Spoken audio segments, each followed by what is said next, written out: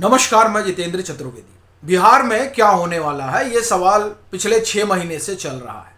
लेकिन 121 सीटों पर जो मतदान हो रहा है उसने इस प्रश्न को एक बार फिर सबके सामने लाकर खड़ा कर दिया है और चर्चा अभी होने लगी है कि क्या वाकई में नीतीश की अगुवाई में सरकार बनने जा रही है। और ये जो चर्चा उठी है, इसके उठने की वजह है, और वो वजह जो पहले चरण का मतदान चल रहा है इसी से निकल कर सामने आ रही है। वो इसलिए क्योंकि ये माना जा रहा था, या मैं कहूं कि एक तबका ये बता रहा था कि इधर प्रशांत किशोर खड़े हो गए हैं तो उससे जो है एनडीए को बड़ा नुकसान होने जा रहा है। दूसरी तरफ ये कहा गया कि देखिए युवा जो हैं वो बड़े नाराज हैं और वो एकदम मन बना चुके हैं एनडीए का तख्ता पलट करने के लिए। फिर तीसरी तरफ ये कहा गया कि जो तेजस्वी यादव की अगुवाई वाला गठबंधन है वो A to Z की पॉलिटिक्स कर रहा है, इसलिए एनडीए को नुकसान होने जा रहा है। लेकिन ये जितने आप ये कहें कि आकलन लगाए जा रहे थे, किए जा रहे थे, उन सब आकलनों को बिहार की जनता ने सिरे से खारिज कर दिया है। और ये यूं ही नहीं कहा जा रहा है, संकेत क्या दिख रहे हैं वो आप उस पर नजर दौड़ाइए। प्रशांत किशोर के जो तख्ते हैं वो खाली रहे या भरे रहे, और अगर भरे रहे तो उस पर कौन लोग मौजूद रहे। फिर राजद में इतनी हलचल क्यों है, आखिर क्या वजह है कि उनके कार्यकर्ता सड़क पर उतर आए, अचानक ये कहने लगे कि साहब हमारे जो बूथ है वहां लाइट ही चली गई। ये किस बात का संकेत दे रहा है? महिलाओं का जो हुजूम दिखाई दिया और दे रहा है कहां पे, मतदान केंद्रों पर, वो क्या संदेश दे रहा है। और वो जो महिलाएं नजर आ रही हैं उसमें वो महिलाएं आप एक तरह से कहें कि उनकी निशानदेही आप कर सकते हैं कि कहां वोट पड़ने जा रहा है। ये तमाम सारे जब आप सवाल टटोलेंगे, खासतौर से जब मतदान चल रहा है इस दरमियान, तो आपको इस बात का जवाब मिल जाएगा कि सरकार बना कौन रहा है। और शुरुआत हम लोग प्रशांत किशोर से ही करते हैं।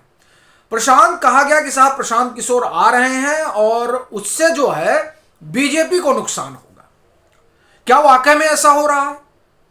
यह प्रश्न इसलिए खड़ा कर रहा हूं क्योंकि तख्ते देखिए जो प्रशांत किशोर के लगे 121 सीटों पर। और बड़ी चीज यह है कि 121 सीटों पर लगे भी कि नहीं लगे पूरी तरह से, यह भी एक बड़ा प्रश्न है।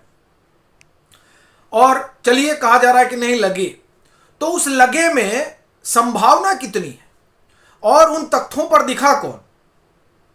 उन तख्तों पर वो लोग दिखे जिन्हें माना जा रहा था कि तेजस्वी के साथ खड़े, यानी युवाओं को ही तेजस्वी ने सपना दिखाया और युवा उनके साथ खड़े हो गए। इसीलिए जब आप ओपिनियन पोल देखते हैं तो वहां तेजस्वी यादव सबसे आगे नजर आते हैं। क्यों? क्योंकि इस ओपिनियन पोल में बढ़ चढ़कर अगर किसी की हिस्सेदारी रहती है तो वो युवा है, इसलिए तेजस्वी का ग्राफ बढ़ा रहता है। और प्लस उनका जो अपना आप एक तरह से कहें कि जातीय फैक्टर है और एमवाई समीकरण है, तो उनका ग्राफ बढ़ा रहता है। अब वो जो युवा है, उस युवा को प्रशांत किशोर ने सपने दिखाए कि आप कहां जा रहे हैं 10वीं फेल के पास या 9वीं फेल के पास, जो भी है, यानी तेजस्वी के पास। आप देखिए हम आपको बता रहे हैं कि क्या है। तो वो युवा जो चंक में जाने वाला था तेजस्वी के पास, वो प्रशांत किशोर की अगुवाई वाले जन सुराज के तख्ते पर दिख रहा है। इसका मतलब यह हो गया कि राजद का वोट बिखर रहा है, और यह बिखराव राजद के कार्यकर्ताओं में साफ झलक रहा है जब वो अपनी नाराजगी सड़कों पर जाहिर कर रहे हैं। भाई सड़क पर भी आपको उतरने की क्या जरूरत है? मतदान हो रहा है, अपने लोगों को लेकर आइए, मतदान कराइए। तो ढिढोरा पीटा जा रहा है कि हमारे लोगों को मतदान ही नहीं करने दिया जा रहा है। अब आपके लोगों को कौन रोक रहा है? अच्छा, अगर आप रोक रहा है तो फिर आप एक काम करिए कि पूरे मतदान का बहिष्कार करिए, चुनाव का ही बहिष्कार करिए, सड़क पर उतर आइए। तेजस्वी यादव ने कहा था कि हम बहिष्कार करेंगे, क्यों चुनाव में वो हिस्सेदारी ले रहे हैं? अगर इस तरह की गड़बड़ी चल रही है तो सीधे तौर पर चुनाव से बाहर हो जाना चाहिए। लेकिन नहीं, ये जो आप एक तरह से कहें कि इस तरह का कहना कि हमारे लोगों को रोका जा रहा है, हमारे जो बूथ हैं उनकी लाइट काट दी जा रही है, ये सब दरअसल एक बहाना है। चूंकि जो जब 14 नवंबर को नतीजे आएंगे तो आप क्या कहेंगे? आप वही कहेंगे जो राहुल गांधी 5 नवंबर को बोले हाइड्रोजन बम फोड़ रहे थे।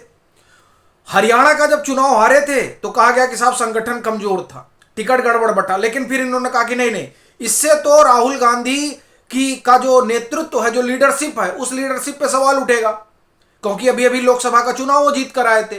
तो राहुल गांधी नेता हैं, ये साबित करने के लिए वोट चोरी का मुद्दा लाना पड़ेगा, तभी तो आप ये कह पाएंगे कि देखिए राहुल गांधी ने तो माहौल बनाया ही था।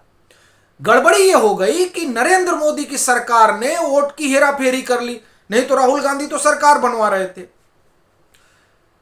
असल मसला वही है कि राहुल गांधी का जो नेतृत्व है उसको बचाए रखना है इंडिया ब्लॉक के अंदर भी। तो अब ये पूरा आप एक तरह से कहें कि राजद जो नैरेटिव गढ़ रही है, वो नैरेटिव पता चल रहा है कि इनके पैरों के नीचे की जमीन खिसक गई है।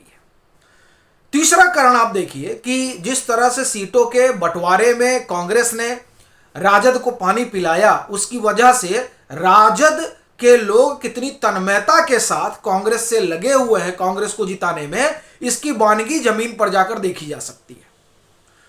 वो आप ये देखिए कि वहां साइलेंटली चल रहा है, जबकि कई जगह तो ऐसा लग रहा है कि राजद के जो लोग हैं अगर वहां कांग्रेस का है तो वो सोच रहे हैं कि इस कांग्रेस को छोड़ो, इस तरह जदयू को वोट कर दिया जाए। ये परिस्थितियां बनी हुई है।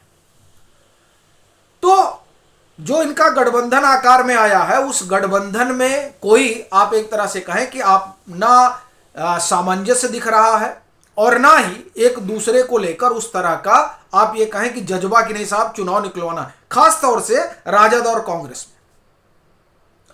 तो और ये सब आप जमीन पर सब नजर आ रहा है।